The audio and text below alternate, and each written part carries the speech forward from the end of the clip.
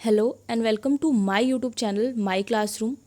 आज हम क्लास 6 के सिविक्स का चैप्टर नंबर 1 विविधता की समझ पढ़ेंगे। Now we start. जैसा कि चैप्टर के स्टार्टिंग में ही 3 बच्चों के द्वारा बनाई गई ड्राइंग दिखाया गया है। तीनों ही बच्चे अलग अलग टाइप की ड्राइंग बनाते हैं, क्योंकि सबके जो ड्राइंग करने का तरीका है या हमारे काम करने का तरीका है वो एक दूसरे से अलग होता है। जैसे अगर हम अपने दोस्तों में अपनी राइटिंग को ही कंपेयर करें तो हमारी राइटिंग उनके बदले में अलग होती है। ठीक है, हम सबका ड्राइंग करने का अपना अपना एक तरीका है। जिस तरह हमारी ड्राइंग में भिन्नता होती है उसी तरह हमारे रंग रूप, खान पान आदि में भी भिन्नता पाई जाती है। ठीक है, जैसे हमारे काम करने के तरीके अलग होते हैं वैसे ही हमारा रंग रूप या हमारे खाने की चीज़ें, ये सारी चीज़ें भी डिफरेंट होती हैं। विविधता, खान पान, धर्म, भाषा और पहनावे की भिन्नता। विविधता यानी डाइवर्सिटी की डेफिनेशन भी यही है कि जब हमारा खाने पीने की चीज़ों का, हमारे रिलीजन का, हमारा लैंग्वेज जब किसी से अलग होता है तो उसे ही डाइवर्सिटी कहा जाता है। जैसा कि हमारे देश में जो लोग हैं, अलग अलग राज्य के लोग अलग अलग तरह का कल्चर फॉलो करते हैं और अलग अलग टाइप की ड्रेसेस पहनते हैं। हर राज्य का अपना अपना फूड है, हर राज्य का या हर लोग का अपना अपना फेस्टिवल है जिसे लोग मनाते हैं। लेकिन डाइवर्सिटी में एक पॉइंट आता है गैर बराबरी का। गैर बराबरी कभी भी डाइवर्सिटी का पार्ट नहीं माना जाता है। ठीक है, गैर बराबरी का मतलब है कि कुछ लोगों के पास ना अवसर है, ना ही जमीन या पैसे जैसे संसाधन जो दूसरों के पास हैं। इसीलिए गरीबी और अमीरी विविधता का रूप नहीं है, ये लोगों के बीच मौजूद असमानता यानी गैर बराबरी है। जाति व्यवस्था असमानता का एक और उदाहरण है। मैं इसको आपको एक स्टोरी से समझाती हूँ। जैसे कि बुक में स्टार्टिंग सेकंड पेज पे एक स्टोरी दी गई है 2 बच्चों की। इस इमेज से रिलेटेड एक स्टोरी है कि एक बच्चा होता है जो रोड पे न्यूज़पेपर बेच रहा होता है। ठीक है, और जो दूसरा बच्चा है वो साइकिल से आ रहा होता है जनपद रोड पे।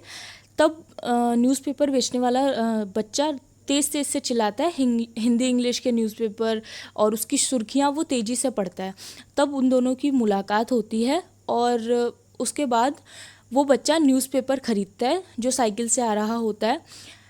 दोनों के बीच में दोस्ती हो जाती है और तब पता चलता है कि जो बच्चा न्यूज़पेपर बेच रहा है वो कभी स्कूल नहीं गया, उसे सब्जेक्ट क्या होता है ये तक नहीं पता। धीरे धीरे उसी रेड लाइट पर दोनों मिलते हैं, हर रोज़ मिलते हैं। एक दिन नाम पूछने पर पता चलता है कि दोनों का नाम समीर है।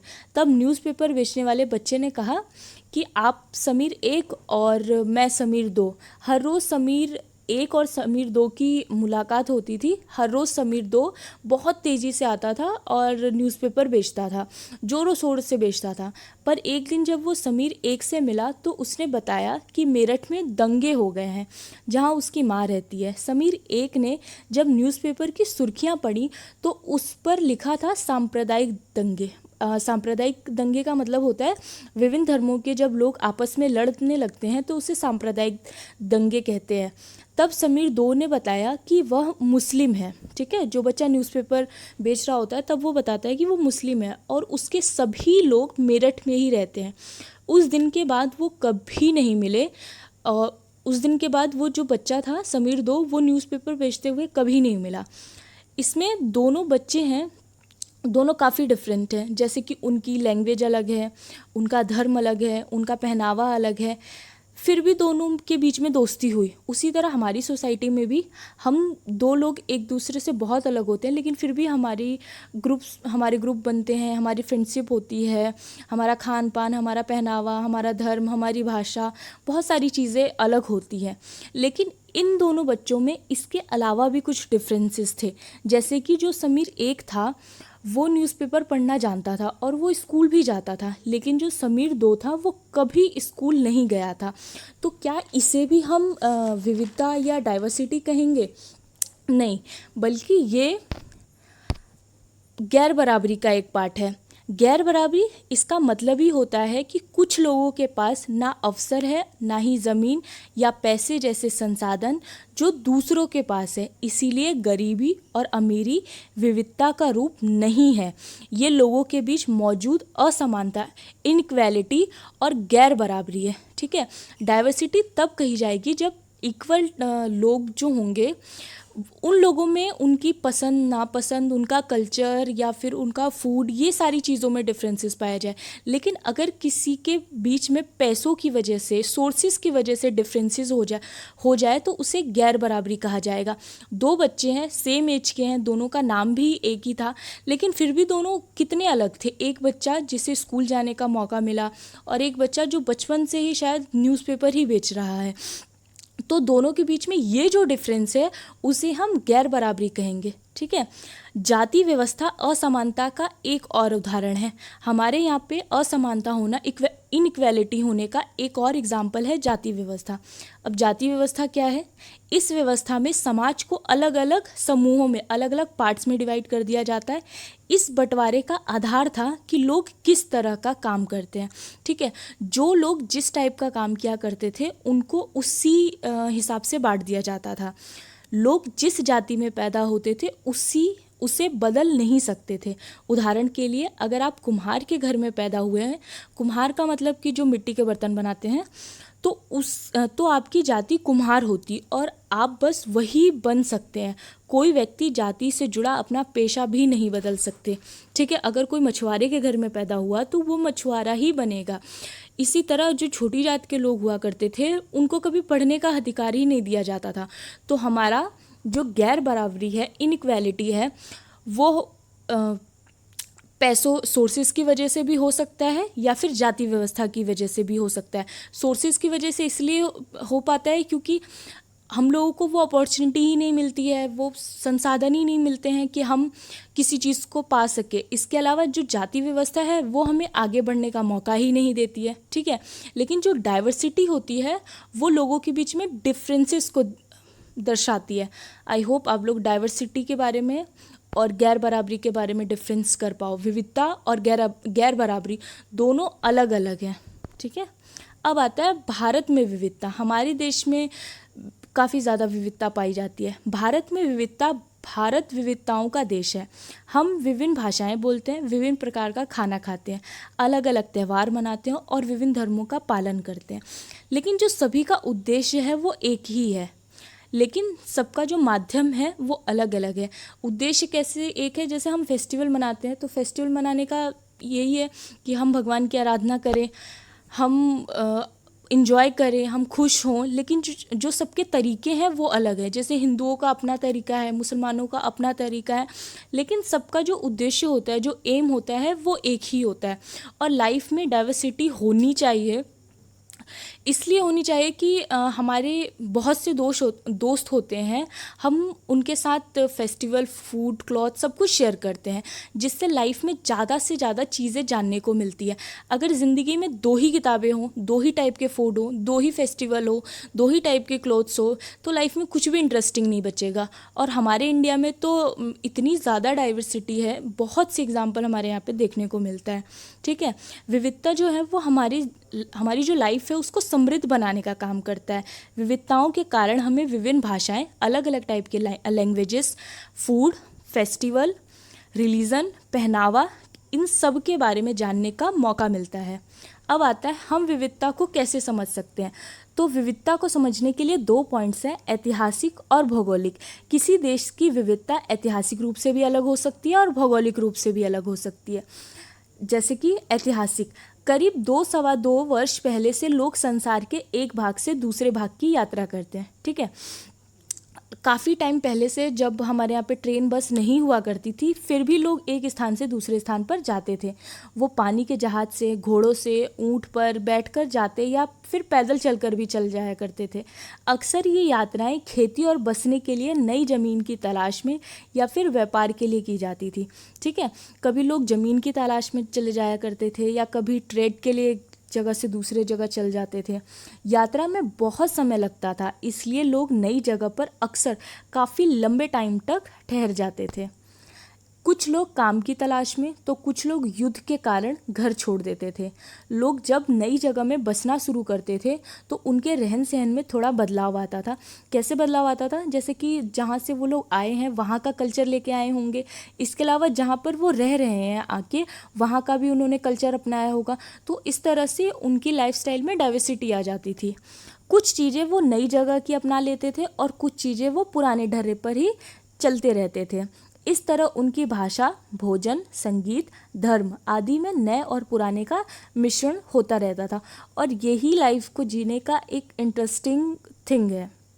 धीरे धीरे एक मिश्रित यानी मिली जुली संस्कृति उभरी। ठीक है, अब आता है भौगोलिक। भौगोलिक रूप से कैसे विविधता को समझा जा सकता है। लोग अलग अलग तरह की भौगोलिक स्थितियों में रहते हैं। जैसे कुछ लोग केरल में रह रहे हैं तो कुछ लोग जम्मू कश्मीर में रह रहे हैं, तो दोनों लोगों की जो लाइफस्टाइल होगी वो एक दूसरे से बिल्कुल अलग होगी। उससे भी विविधता उत्पन्न होती है। उदाहरण के लिए समुद्र के पास रहने में और पहाड़ी इलाकों में रहने में बड़ा फ़र्क है। ना केवल वहाँ के लोगों के कपड़े और खान पान की आदतों में फ़र्क होता है, बल्कि जिस तरह का काम वो करेंगे वो भी अलग होता है। उन दोनों की लाइफस्टाइल भी अलग होते हैं, दोनों के कपड़े भी अलग होते हैं, दोनों की जो खाने पीने की आदतें होंगी वो भी अलग होंगी। एक जम्मू कश्मीर का इंसान केरल के लोगों से अलग चीज़ें खाता होगा। हम दो एग्जाम्पल से देखते हैं, एक लद्दाख और एक केरल। जैसे कि लद्दाख जो है वो जम्मू और कश्मीर के पूर्वी हिस्से में बसा हुआ है। यहाँ बारिश बिल्कुल नहीं होती है, इसीलिए वहाँ पे वहाँ पे खेती होती ही नहीं है, पॉसिबल ही नहीं, क्योंकि बारिश ही नहीं होती। हर वर्ष काफ़ी लंबे टाइम तक वहाँ पे वो बर्फ़ से ही ढका रहता है। यहाँ पर पेड़ बहुत कम पाए जाते हैं। ठीक है, यहाँ के लोग एक ख़ास किस्म की बकरी पालते हैं जिससे पश्मीना शॉल मिलता है और कश्मीर में पश्मीना सालें बुनी जाती है। पश्मीना शॉल वहाँ की पाली जाने वाली बकरी से प्राप्त होती हैं और ये काफ़ी महंगी होती है। लद्दाख में मध्य एशिया के काफ़िले मसाले, कच्चा रेशम, दरिया आदि लेकर आते थे। जो लद्दाख में मध्य एशिया के कुछ ट्रेडर्स आए थे, तो वो लोग मसाले, कच्चा रेशम, दरिया आदि ये सारी चीज़ें लेकर आए थे। यहाँ के लोग दूध से बने पदार्थ जैसे मक्खन, चीज़, मांस खाते हैं। हर एक परिवार के पास कुछ गाय, बकरी और याक होती है। ठीक है, ये लोग खाने में मक्खन, चीज़, मांस इन सारी चीज़ों का यूज़ करते हैं और ये लोग गाय, बकरी और याक जैसे जानवरों को पालते हैं। लद्दाख के रास्ते ही जो बौद्ध धर्म था वो तिब्बत पहुंचा था। लद्दाख को छोटा तिब्बत भी कहते हैं। लद्दाख में गानों और कविताओं का बहुत ही समृद्ध मौखिक संग्रह है, यानी वहाँ पे लोग एक दूसरे को गा के बहुत सारी कविताएं और गाने सुनाते हैं।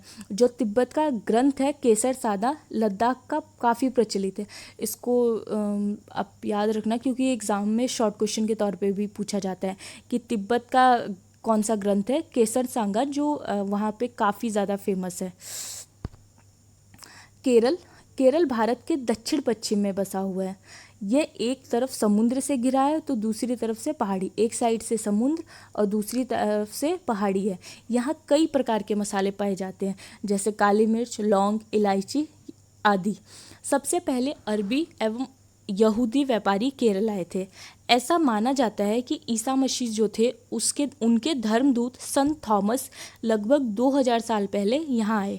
भारत में ईसाई धर्म लाने का श्रेय उन्हीं को जाता है। जो ईसा मसीह के धर्मदूत थे संत थॉमस, ऐसा कहा जाता है कि उनके कारण ही हमारे यहाँ पे ईसाई धर्म आया है। इब्न बतूता करीब 700 साल पहले यहाँ आए थे और उन्होंने, जब वो यहाँ पे आए थे इब्न बतूता, तो उन्होंने अपनी बुक में भी हमारे देश के बारे में बहुत सी चीज़ें लिखी थी। उसके बाद जो वास्को डी गामा थे, वो पानी के जहाज़ से यहाँ पहुँचे थे और उन्होंने भी पुर्तगालियों ने यूरोप में से भारत तक का समुद्री रास्ता जाना था। उनके आने के बाद ही वहाँ के लोगों, यूरोप के लोगों को पता चला था कि भारत का क्या रास्ता है। उसके बाद वो लोग भी हमारे देश में आए थे। केरल के लोग विभिन्न धर्मों का पालन करते हैं, जिनमें यहूदी, इस्लाम, ईसाई, हिंदू एवं बौद्ध धर्म शामिल है। चीन के व्यापारी भी केरल आए। यहाँ पर मछली पकड़ने के जाल को चीना वाला कहा जाता है, क्योंकि ये चीना वाला जो नाम है वो चीन के वर्ड से ही पड़ा हुआ है। वहाँ पे चीन के आने से काफ़ी चीज़ों में उनके वर्ड्स का यूज़ होने लगा था। केरल के उपजाऊ ज़मीन और जलवायु चावल की खेती के लिए बहुत अच्छी है। वहाँ पे चावल बहुत ज़्यादा उगाया जाता है। यहाँ के लोग मछली, सब्जी और चावल ही खाते हैं। केरल में ओणम मनाया जाता है, ये उनका फेस्टिवल है ओणम। ठीक है, विविधता में एकता। हमारे देश में बहुत ज़्यादा डाइवर्सिटी है, लेकिन फिर भी हमारा देश विविधता में एकता माना जाता है। भारत की विविधता या अनेकता को उसकी ताकत का स्रोत माना गया है। हमारे यहाँ पे हिंदू, मुस्लिम, सिख, ईसाई कई धर्मों के लोग रहते हैं, लेकिन फिर भी सभी लोग मिलजुल के रहते हैं, तो विविधता में एकता इसको कहा जाता है। जब अंग्रेजों का भारत पर राज था तो विभिन्न धर्म, भाषा और क्षेत्र की महिलाओं और पुरुषों ने अंग्रेजों के खिलाफ मिलकर लड़ाई लड़ी थी, और ये विविधता में एकता का सबसे बड़ा एग्जाम्पल माना जाता है। स्वतंत्रता संग्राम के दौरान उभरते गीत और चिन्ह विविधता के प्रति हमारे विश्वास को बनाए रखते हैं। उस टाइम पे जितनी भी कविताएं लिखी गई थी, गाने लिखे गए थे, वो आज भी हमारे अंदर विविधता में एकता को, मतलब हमारी देशभक्ति को बनाए रखने का काम करते हैं। जलियांवाला बाग के टाइम पे पोएम लिखी गई थी, तो जब भी उसे सुनते हैं तो एक देशभक्ति की भावना एकदम मतलब एक देशभक्ति की भावना सभी में आती है। नेहरू जी ने भारत की विविधता को अनेकता में एकता कहा है। इसके रविन्द्रनाथ टैगोर द्वारा रचित हमारा राष्ट्रगान भारतीय एकता की ही एक अभिव्यक्ति है। जब भी राष्ट्रगान बजता है तो सभी लोग सम्मानपूर्वक खड़े होकर उसको सम्मानित करते हैं, तो ये भी एक एग्जाम्पल है हमारी एकता का। ठीक है, तो लाइफ में डाइवर्सिटी होना ज़रूरी है और विविधता में एकता होना उससे भी ज़्यादा ज़रूरी है। Thank you so much, and if you like my video, so please subscribe my channel and like it. Thank you so much.